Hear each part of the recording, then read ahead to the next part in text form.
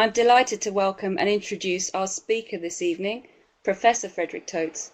Fred is Emeritus Professor of Biological Psychology at the Open University, where he has a 42-year association. Fred has taught undergraduate students in France, Denmark, Germany, Romania, Moldova, the Netherlands, Sweden, and the USA.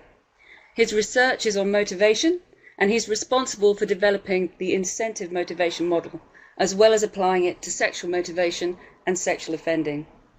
His most recent book, How Sexual Desire Works, won the 2015 Association of American Publishers Book of the Year Award in the category of psychology. We are delighted that Fred is our president of OOPS, and it gives me great pleasure to introduce him this evening to deliver the Graham Mitchell Memorial Lecture. Over to you, Fred. Thank you very much, Abigail. Well, good evening, everyone. I'm delighted to, see you here. Well, imagine you being here. Thank you, OOPS, Abigail and David, for the invitation here and to organising this. The Graham Mitchell Memorial Lecture, just something to say about that. Graham Mitchell tragically died a few years ago. He was a very popular OOPS tutor, an academic at the University of Northampton full-time.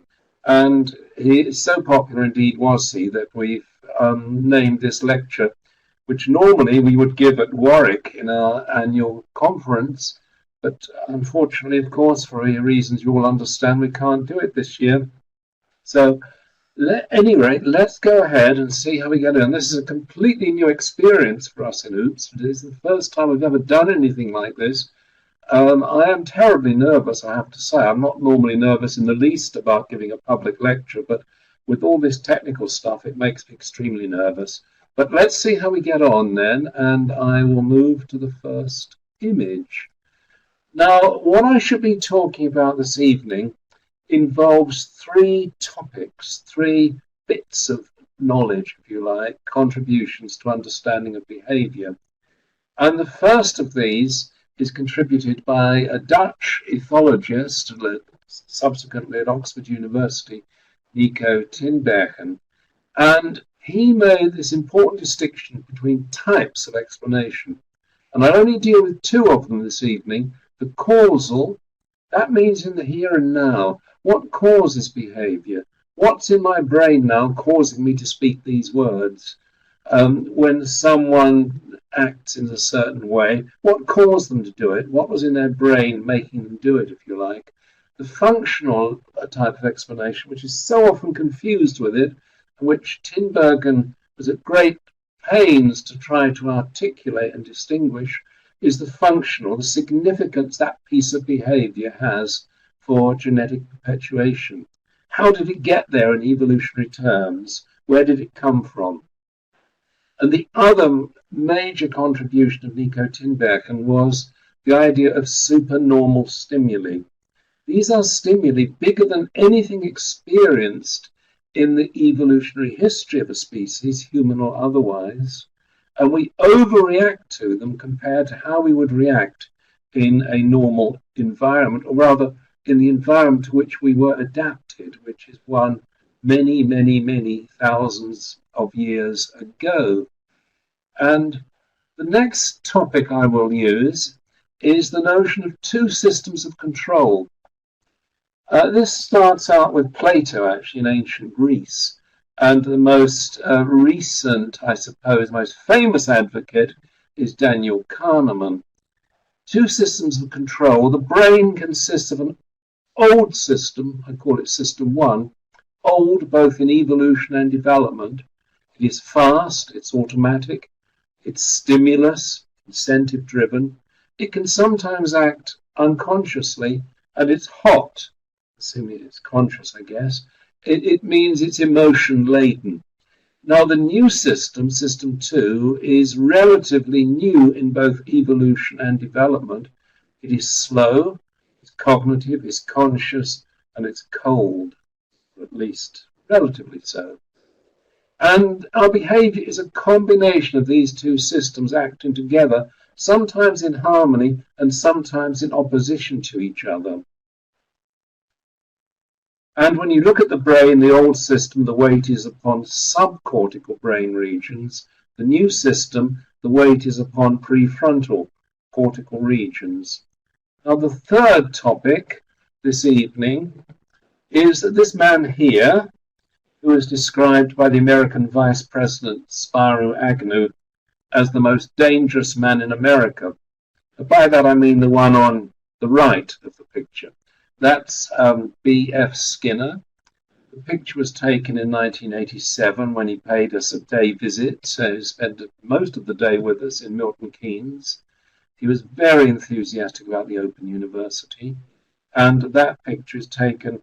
I have mixed feelings about the picture. I'm quite honoured to have it taken with him, but it's taken outside the church in the grounds of the OU, and it looks as if Skinner is giving me away at a wedding.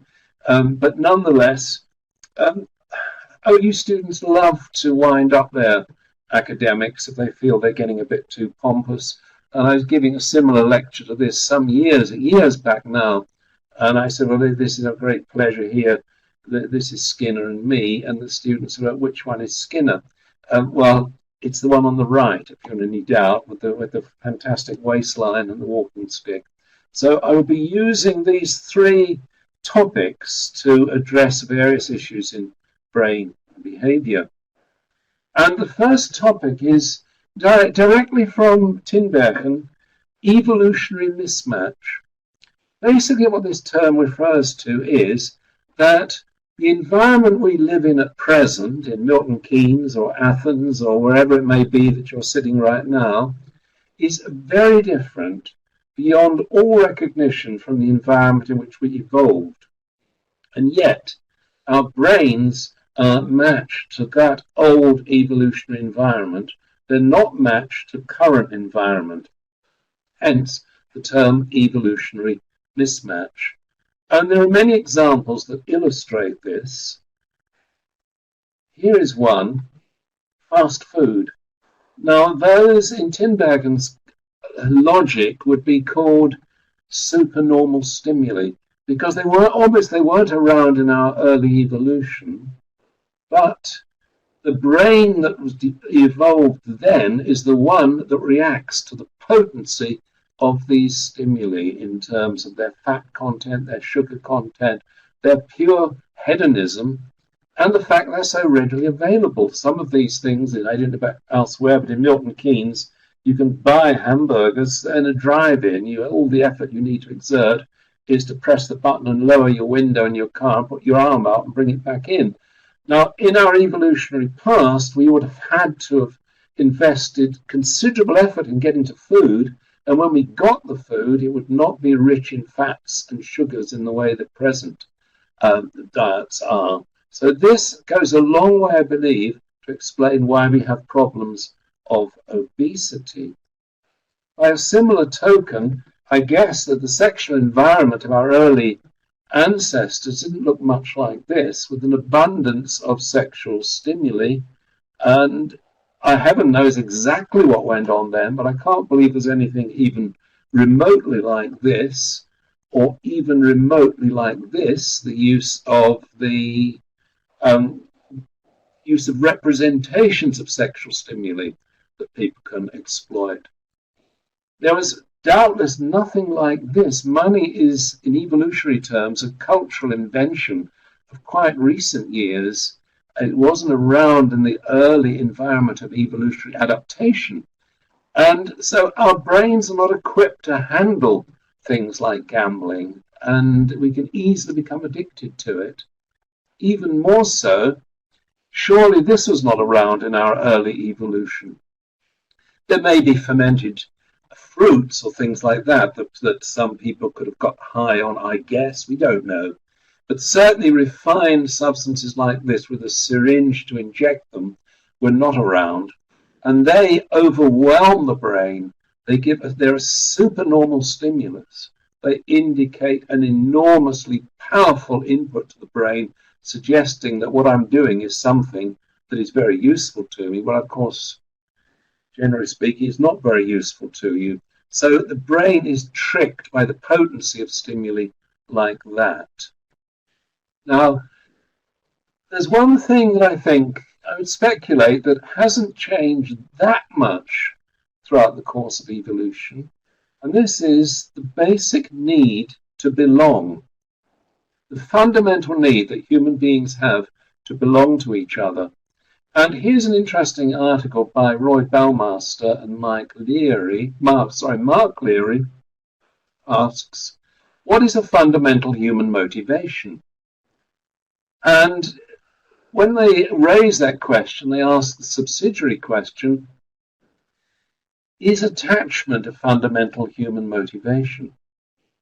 By attachment is not so much the notion of romantic attachment, although that equally is applicable, but this is the kind of attachment we show to those around us, to the people living in our vicinity, to those our contact, our friends in OOPS and so on.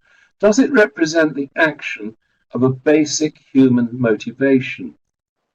Does belonging qualify as this? And they give a number of criteria, and I would suggest that in every case, belonging does qualify. Does it produce effects readily under all but adverse conditions? Yes, it does. We're all familiar with attachment to other people. Does it have affective consequences? Well, sadly, we know only too well of late, looking at the television news, just how potent these affective consequences are when we sadly lose someone to whom we have a sense of belonging. And I guess when this is all over, this nightmare, when people could come back together again, the power, the pleasure involved in restoring old friendships will be enormous. So yes, it does. Does it direct cognitive processing? Yes, it does, because it encourages us to think through ways in order to promote belonging. Does it lead to ill effects when thwarted? Definitely it does. We suffer when it's thwarted. Illicit goal-directed behavior designed to satisfy? Yes. We find numerous ways like this, indeed, to satisfy not just intellectual wishes, but a sense of belonging, community, and it's sensitive to internal states. If we're feeling low, if something's happened to us, then we may desperately seek out the company of loyal fellows. Be universal in the sense of applying to all people. Absolutely it does. It's extremely rare to find anyone who does not belong to someone or want to belong to someone. Not be derivative of other motives. No, it's a motivation in its own right. It doesn't depend upon other motivations. Influence a broad range of behaviors. Yes, indeed it does. Have implications that go beyond immediate psychological function. And yes, we know that it's quite toxic not to belong to anyone. So there, by all of those criteria, it ticks every single box that it is a fundamental human motivation. People say smartphones and things like this, they're not very social, are they? You know, you see people in a restaurant sitting checking their smartphones, they're not talking to each other. There's one way of looking at it is they're antisocial. Another way of looking at it here is that they are very social, because the use of them is driven by the human urge to connect with other people and the related necessity to be heard, thought about, and so on. People sometimes say gossip is not very nice. Well, there's only one thing worse than being gossiped about, and that's not being gossiped about. So modern technology gives this fantastic facility to gossip, to be brought, and to record and consolidate your attachments to other people. I think Maslow got this fundamentally wrong. This is the famous hierarchy of needs proposed by Maslow. And if you look at it, what you see is down at the bottom, I hope this thing works, draw, if I click on it. Yeah, it works, brilliant, fantastic. Right there at the bottom, you see hierarchy. The most basic of needs are breathing, food, water, sex, sleep, homeostasis, excretion. There was something very odd about this, because all but sex are imperative for survival of the body. We will quickly die if these are blocked. Whereas sex, if that's blocked, we don't actually die. Of course, the genes do. So I think what Maslow is doing, he's muddled up functional levels of explanation and causal levels of explanation, why he puts sex at the bottom. I would actually put belonging, which is here, down there here at the bottom. Because some people make a conscious choice to live without sex. Some people go into religious orders do, for whatever reason. But it's exceedingly rare to find anyone who makes a conscious choice to do without belonging. And in fact, in prison, solitary confinement is regarded as the ultimate in torture. So I would reverse those and put sex, which is optional. But of course, it's not optional for genetic perpetuation. This is where I think Maslow is confused. I have a good friend, a psychologist, academic, who's devoted to evolutionary psychology. We're looking at these pictures of Diana's funeral. He said to me, I can't understand this. Why are all these people doing this? What's it all about? It's ridiculous, surely. My comment was, I understand it. I don't understand that you don't understand it as an evolutionary psychologist. That's what I don't understand, because belonging is such a fundamental part of our makeup. And they clearly felt in some way that Diana belonged to them. Makes perfectly good sense to me. Take this situation. She would not survive in our early evolution. This is something that's a product of modern cultures. It's a product of having security systems, a police force. Sorry about the green arrow. I will try to get rid of it. Oh, that's got rid of it. Wow, it's coming on well, this modern technology. She would not have survived in early evolutionary. She relies upon there being a network of social support, a police force, various things like this to keep society safe. On her own, she would not have survived. So therefore, what evolution has given us is the pain of breaking social bonds and the motivation to restore them and the pleasure that comes in their restoration. When you look at these terrible mass shootings, mainly in the United States, but not only, but mainly, when you look at the person who is doing them, it is, I would say, without exception, someone who is not belonging. They're people who feel alienated from their society. They report having no friends. They often report that they're regarded as oddballs. I guess misfits, I guess in a sense that they are. But they're made to feel to be misfits and out of the mainstream. And I think this goes for all of them. When you look at these terrible mass shootings, here was someone who posts on Facebook before he did a mass shooting. I hate girls because none of them will be my girlfriend. And I hate men because they have girlfriends. This was in California a few years back.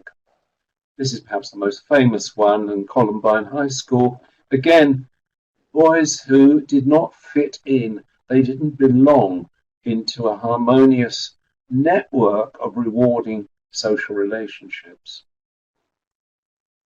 Here's someone who didn't fit into such a network.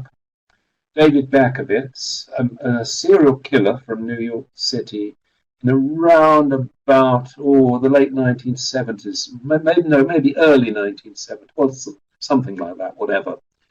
Berkowitz had a double whammy of harm, as many of these serial killers do. In fact, some would go to say that they all are damaged goods. Almost by definition, they must be damaged goods. I'm not entirely convinced of that, but of those whose lives I've examined, I would say 99% show evidence of being damaged goods. He was damaged by being put out for adoption when he was young, which itself is not necessarily any bad thing, of course. But he was told that his biological mother had died, which was not correct. He later discovered this, and he discovered that his sister had not been put up for adoption. And this gave him a great resentment against his mother and tragically against women in general, it would seem. Got the name Son of Sam that he claimed to be influenced by his next door neighbour's dog. When he was finally arrested, he said that it was all a sham because he wanted to be judged insane. He was found to be not insane and is still sitting in prison. Now, he was someone, I say, who he just didn't fit in. He didn't find a girlfriend. He was laughed at in school, ridiculed in school, couldn't fit to society. He was without a rudder, without any sort of anchor. And here is someone else who fits that description. Jeffrey Dahmer, there in the orange suit, sometimes known as the Milwaukee Cannibal. He wasn't adopted, but he was born into a marriage, mother and father, who argued bitterly. There was another child born, and when the parents parted, the other child went with the mother. He was left at home for long periods of time with just morbid thoughts about death and so on. Now, with him is a very interesting character, Robert Wrestley. I believe Angie is with us this evening, in which case she'll doubtless remember the utterly memorable weekend that we spent with him at Nottingham University I guess it's 15 or 20 years ago now, something like that. He's no longer with us, I'm afraid, on this earth. Robert Wrestley was the founder of the FBI Behavioral Sciences Unit at Quantico near Washington. And he had responsibility for interviewing various serial killers to write reports, profiles, so that the FBI could be one step ahead in tracking them down. And his talk, he came over from Washington to talk to us in Nottingham. His talks were just absolutely, well, they made the hairs stand up on your back, I think is the expression.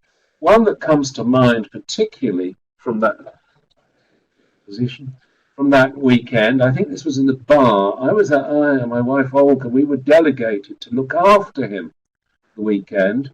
Well, for much of it, anyway. He came with his daughter, and I think he was telling us this one in the bar. He was doing an interview with Edmund Kemper, the co-ed killer from Southern California. Kemper was an enormous chap, far bigger, younger, bigger, stronger than Wrestley. He was in the cell with the serial killer, interviewing, and everything seemed to be going okay. And Wrestley told us this tale over several drinks, I guess, that at what Edmund Kemper looked at him, he said, "You know, I could take you now, I could snap your neck as if you're an old chicken and throw you on the ground." And, well, what would Wrestley say? He said, "You're forgetting something, you know. And there's a guard outside this door, and the moment you lay a hand on me, he'll come rushing in and he'll sound the alarm." And the serial killer looked at Wrestley and said, "You're forgetting something. He's taking a comfort break. At the moment, he's not there." And Wrestley thought quickly, "Oh my God, he's a serial killer. He'll probably earn some credibility amongst the other prisoners if he kills an FBI agent. I better use some psychology." So he quickly found a way of talking him down. And when the interview was over and the guard was back, he was just leaving. He shook him by the hand, and Kemper tapped him on the shoulder and said, "You know, I wouldn't really have snapped your neck like an old chicken. Don't worry." Well, those sort of stories make Nottingham very memorable. And now Warwick, of course, we've moved to Warwick now. But on this same theme of belonging, what seems to me to happen is with addictions, to a considerable extent, there are expressions of the need to belong. And you get this, I think, in this phenomenon of hopping. So there can be simultaneous addictions where people hop between them. So, for example, if you have a bariatric surgery for weight gain, then the person has an operation, a surgery, everything's going fine, but then they start abusing alcohol. Not in every case, but in many cases. What I think this is all saying is there is this like kind of regulation of the level of, I think it's opioids in the body, and when they drop, then we need to restore them. One of the best way of restoring them is by our companionship with our fellow men and women. Doesn't apply just to humans. Here's a famous experiment from Vancouver in Canada. Bruce Alexander was moved to do this experiment after observing that in Vancouver, it's apparently one of the most desirable places on earth to live, but it has the most terrible drug problem. And he argued that these people are lacking affiliation, purpose, bonding. And so he did an experiment where he looked at rats in isolation, see how much morphine they consumed from a drinking spout, which was a large amount, and then he compared it with the same rats in a social environment where it was a mere fraction of this amount, hence suggesting that the rat itself has also a need to belong in some sense. Anthony Biglan now is an interesting character who's produced this book called The Nurture Effect. What he argues is that we need to develop pro-social behaviors. Prosociality refers to a constellation of values, attitudes, and behaviors that benefit individuals and those around them. Cooperation with others and working for their well-being, contribution to group survival. Groups full of pro-social, cooperative people can outcome groups with selfish individuals, which is a qualification to the sort of argument that Richard Dawkins makes. Pro-social people have more friends, have fewer behavioral problems, do better in school, are healthier. Could there be one solution to a wide range of problems such as addiction, depression, violence, rather than individual solutions? And not surprisingly, a nurturing environment he sees as being the solution to all these social problems, the same one size fits all. If we want a world in which most people are pro-social, we need to create environments where pro-sociality is taught, promoted, and most importantly, reinforced. Note reinforcement, Skinnerian word. In my view, the fact that human behavior is selected by its consequences is the most important discovery of the 20th century.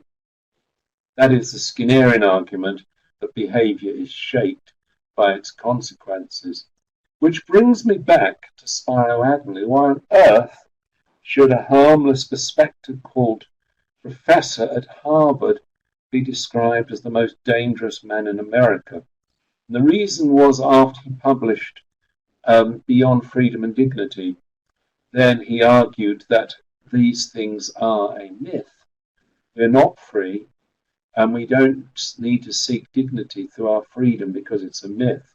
Well, of course, that goes against the most entrenched values of the United States, which is freedom of the individual and personal responsibility, personal agency, particularly amongst the more right-wing Republican section of the population. So that is why Spiro Agnew described him as the most dangerous man, put him in the same league as Ted Bundy and people, Jeffrey Dahmer and so on. The nurture effect starts, I guess, from birth or very soon afterwards. Babies learn a task to earn the sound of their mother's voice. If they make a certain response, look to the left, if they trigger the sound of their mother's, then they tend more frequently to look to the left. And you can reverse it by extinguishing that and then making the right-hand side the side in order to earn the reward. It starts then and it's embedded throughout. Aggression. This is a very strange, this is a psychoanalytic view. It is 1938, and I would hope that psychoanalysis has moved on from this. Battle and strife offer an almost unparalleled opportunity for the expression of those sadistic impulses which in peacetime we are able to control often only with difficulty. Well, I don't know about you, but I don't have any sadistic impulses which I find difficult to control. I don't have any sadistic impulses, and I guess most people don't. This is what might be called a biological reductionist view, that there is a drive to aggression that has to be satiated in some sense.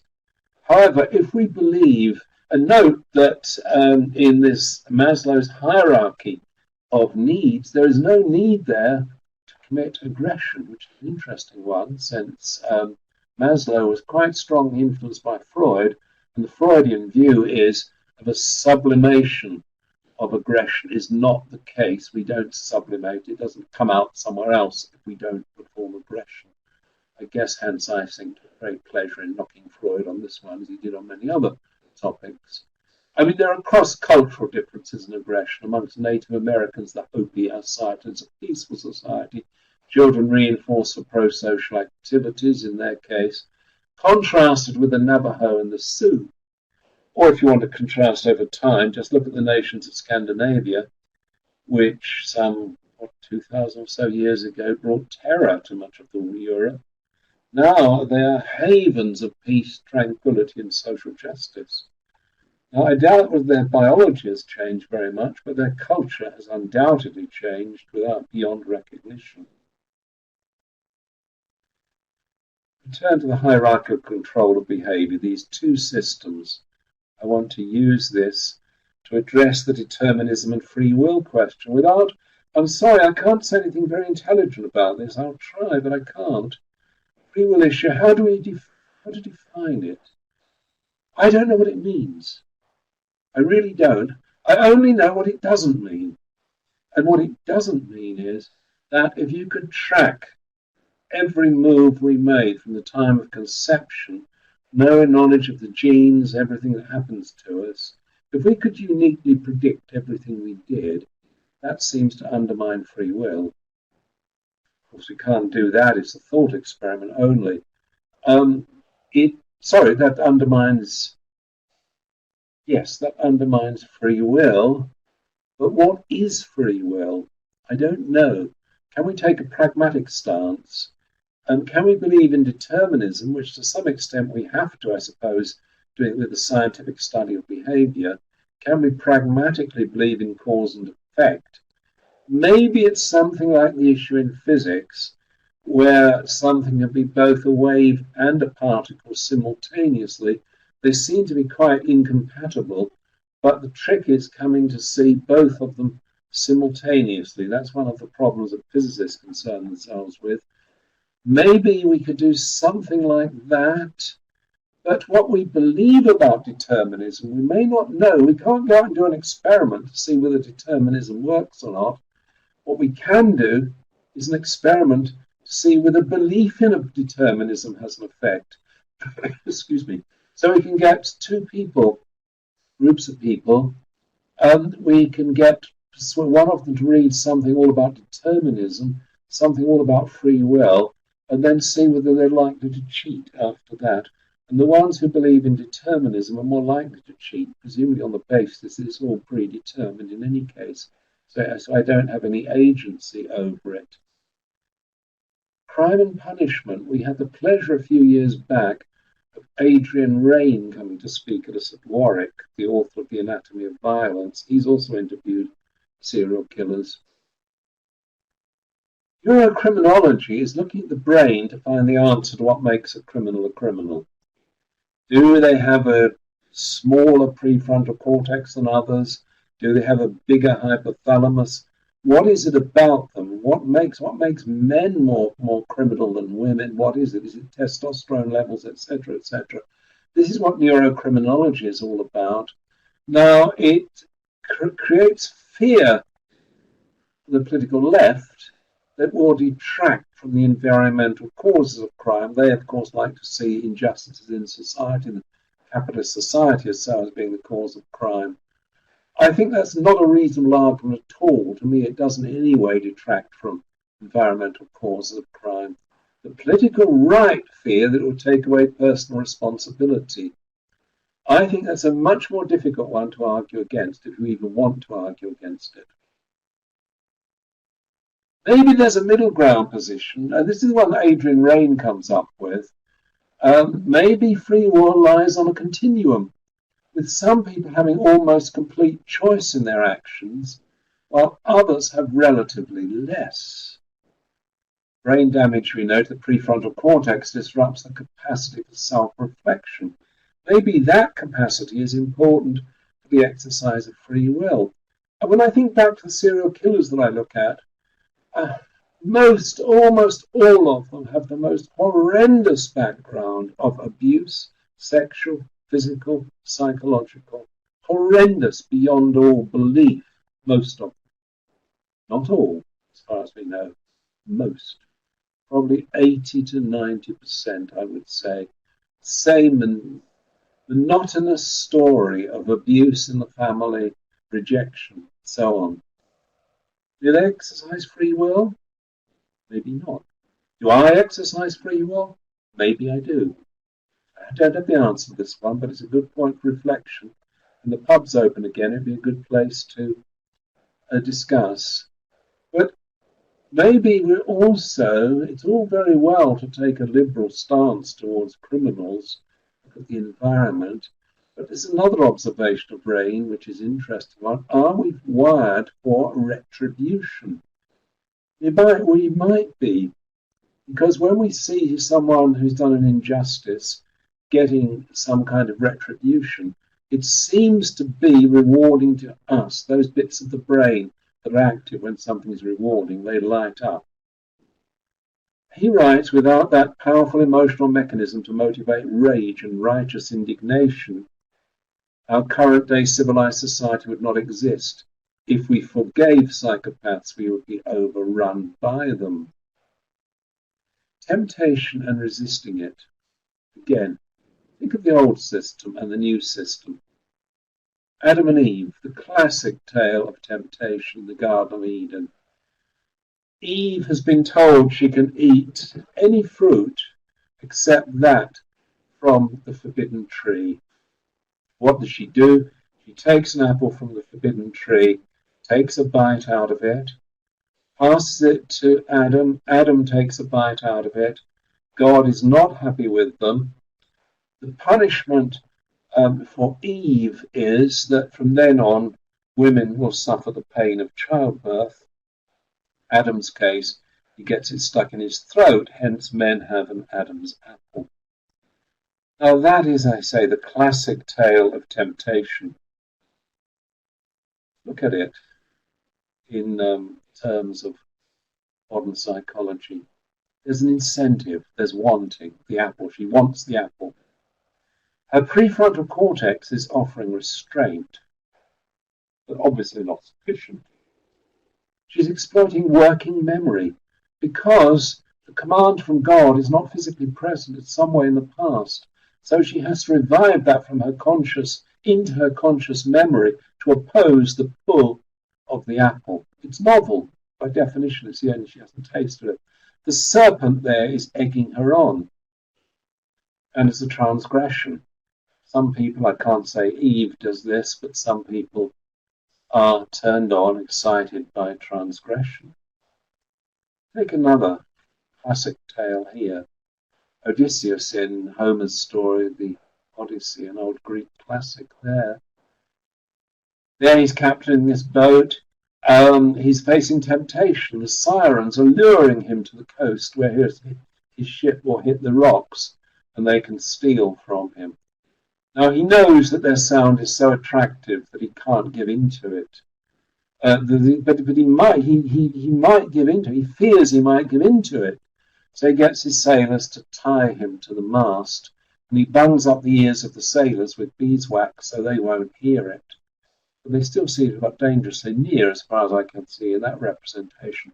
Now Homer was a brilliant psychologist, because what he knew was that if they left it too late, they would give in to temptation. They had to make a preemptive action something when they were in a cold state, when system 2 was dominant. Once they got in the hot state of temptation, system 1 was dominant, they would be bound to give in to it unless they did something to preempt it by tying Homer to the mast of his ship and bunging up their ears with beeswax. Here's another case of temptation. Russian writer Count Leo Tolstoy, the story of Father Sergius. There you see Tolstoy over on the left, and there you see Father Sergius over on the right. And Father Sergius is facing the temptation of the flesh, and he's scared he'll give in to it. Now, Tolstoy was famous not just as a great Russian writer, but famous for his promiscuity. So he knew exactly what he was talking about. And what the Father Sergius did in that situation was to take an axe and chop off a finger when he was in a relatively cold state, only relatively so. I mean, he's peeping through, so he wasn't completely cold, but he knew that if he didn't do that, he would give in to temptation. I guess that's probably enough to cool anyone's passion. So here it is, excitation inhibition. This is a more regular example. Appetitive excitation, the site of the gâteau. This brings back memories of weekend schools, hoops. The restraint, you see, is not there. It's not physically present. It's in your mind. It's the scales. It may be looking at your waistline. Maybe you don't look at your waistline. There's a tug of war between them. And traditionally, the way we've conceived of that is that the high-level system 2, the fully conscious one, the cool, conscious one, exerts inhibition on the hot, automatic, basic system 1. That's the way. And that, when we manage to resist temptation, that is almost surely what is happening. But when we give in to temptation, we can't always blame the high failings of the high-level system 2 because the low-level systems can sometimes collaborate with it. Now, if you're anything like me, this happens all the time. Let's think about Eve. What might have her system 1 have said to her system 2? Something like, well, in her working memory, I haven't committed any sins yet. This will be the first one, and it's only a small apple after all. Father Sergius might have said, well, I've had a whole week, a month, year of celibacy. I think I've earned this, and I won't do it again. So, I find when I try to resist tempting foods, this happens all the time, I'll eat just one, I won't eat tomorrow, or I've been very good this week so far. Empathy. Well, there's one of the prominent researchers, Naomi Eisenberger. They don't seem to be showing much empathy for this girl. But the point here is that if she's been ostracized, she is suffering psychological pain. And if you're empathizing with her, you're sharing her psychological pain. There you have it. There is pain. Both sides of the brain act at all times. It's just representing one side that's showing pain. The other side, empathy. Here's a good example of empathy, tragic consequences. Dirk Willems, he was imprisoned in late 16th century Holland for religious heresy. He slimmed down until he could squeeze through the bars in his prison cell and escape. On his escape, a warder noticed him, sounded the alarm and gave chase. The warder was a bigger man than Willems. Willems got across the lake okay, but the warder slipped and fell in the ice, and Dirk Willems, good Christian gentleman as he was, turned around to rescue him, in which case he was promptly rearrested, taken back to prison, tortured and executed. So empathy doesn't always work. Here's another one with a happy ending. This is when a plane crashed in Washington. It hit the bridge on the Potomac River in about 1980. You can see this lady here. She was struggling to hold on to the life buoy there that was dropped from a helicopter. She fell twice back into the icy water, would have frozen to death pretty quickly. Larry Slutnik, a complete stranger, was passing on the bridge, saw what happened, jumped in, held her, held onto the lifebuoy, and was hoisted into the helicopter. That's altruism at its best. Slutnik was given an award. They say a brave, sorry, not a brave, maybe she's brave too, but a proud wife looking on, and a proud Nancy Reagan looking on. I jumped that one. I'm going to go faster than time is running out. So, empathy. This is just a caution about empathy from Paul Bloom of Yale University. Empathy, we all think empathy is a great thing. It's fantastic. We need more empathy. The world is full of empathy. It would be a much better place, which might be true. But here urges a caution that empathy is myopic. It's much more sensitive to those nearest to us than those afar. After the Sandy Hook killings, then the town, which is quite an affluent town, was inundated with charity. Whereas the same number of people getting killed by weeks or months in Chicago, they were getting no charity at all. It skews us to a focus on the present. Cost-benefit, cold reason will better serve humanity. We tend to be moved more by a plane crash in Edinburgh than one in New Guinea, you'll say. So he thinks that political decision-making needs to turn its back on empathy. Climate change requires long-term action to prevent suffering to millions, but with possible short-term costs at home. Empathy for the future is not doing this very much good, according to Bloom. A fascinating argument. One could argue about it. Reinforcement and punishment. I think I'm going to skip some of these now, which that one's an interesting one, a bit esoteric, but for those of you who like good intellectual stimulation. So if it is true that Skinner's theory and Darwin's are variations on the same theme, why aren't the objections that are routinely raised against the former likewise raised against the latter? If nobody believes Skinner anymore, well, many do, I do for a start. Why does everyone still believe Darwin? I don't know the answer. I'll leave it there. I'm going to jump this. I'm going to jump this. I'm going to look at religious commands briefly. There you see the religious commands there of the Ten Commandments.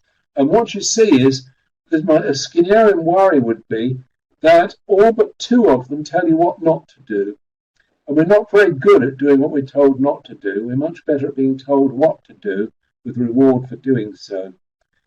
So I think if Skinner were a consultant for the Ten Commandments, he would probably urge to put a more positive tone on them. This is a Freudian worry.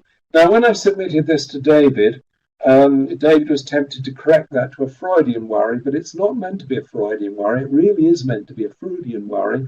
And I hope, Neil, I know is watching. I hope I'm doing him justice. This was in the bar at Warwick a couple of years back. Neil was making the point that these commands, at least one of them is a bit odd. You shall not covet, because it's not something you have voluntary control over. If you covet, it's something quite automatic, unconscious, that then comes into the conscious mind. So that is a difficult one to command you shouldn't do. I was wondering, how about this one, though?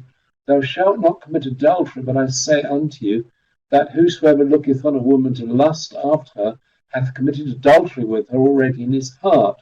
Well, I suppose that again would meet the criteria that Neil. It says looking on to lust. That's the intention is to lust. But I guess if one simply lusts without having the conscious intention to do so, then it's another one of these things you don't have conscious agency over. So this is just a psychologist's view of, well, not just, it's a good friend Neil Froude's psychologist view. The political dimension. Here's a quote that just has to come from Skinner. Entering a new millennium, Americans face a historic choice. Left alone on the pinnacle of economic and political leadership, the United States can continue to increase its material wealth while ignoring the human needs of its people and those of the rest of the planet. Such a course is likely to lead to increasing selfishness, to alienation between the more and the less fortunate, and eventually to chaos and despair. That has to be pure Skinner.